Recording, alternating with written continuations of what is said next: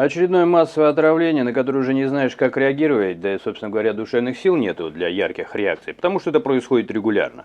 Единственное, что здесь не звучит главный виновник, поэтому я напомню, там, где выходили виновники, там, где их озвучивали, это были те или иные формы использования труда мигрантов с полным пренебрежением к санитарным нормам. Один из случаев был, там и вообще производство продуктов находилось рядом с какой-то городской свалкой, то есть антисанитария была за гранью.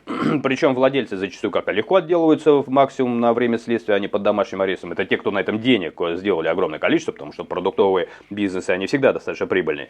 Самих мигрантов и сажают. То есть мигранты в этих условиях, они это делают, а потом их в следственном изоляторе, ну, по крайней мере, то, что попадалось, владельцы зачастую, ну, как-то очень странно мягкость в их сторону. Я это не привязывая к данному делу, к которому мы теперь переходим, озвучиваю, вот со слов База публикует эту новость, но стоит учитывать, что есть некоторые факты, на которые, наверное, отчасти можно ориентироваться. Тем не менее, 10 школьников из Химкинского музыкального ансамбля госпитализированы с отравлением в Череповце. У детей острый гастрит, рвота и боли. Ну, то есть откровенное отравление, и причем, еще раз, очередное. Ребята приехали в город на всероссийский конкурс исполнителей на народных инструментах и фольклорного пения «Русские наигрыши». Ну вот они их, видимо, и получили. Извините за горький уже, наверное, сарказм. Плохо почувствовали себя 20 человек, однако половине из них потребовалась помощь медиков. Эти дети поступили в больницу с симптомами пищевого отравления.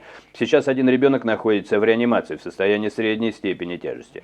Он попал в реанимацию с сильной рвотой. У некоторых участников коллектива наблюдается гастрит и боли в животе. Врачи продолжают наблюдение, и на данный момент состояние пациентов стабилизировано.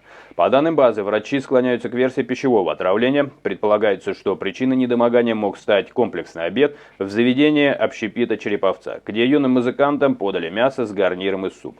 Это кофе уже готовится проверить Роспотребнадзор. Ну, Роспотребнадзор может проверить, и, возможно, в этой истории появятся какие-то уже конкретные имена, а преступления все-таки любят имена и фамилии, как говорится.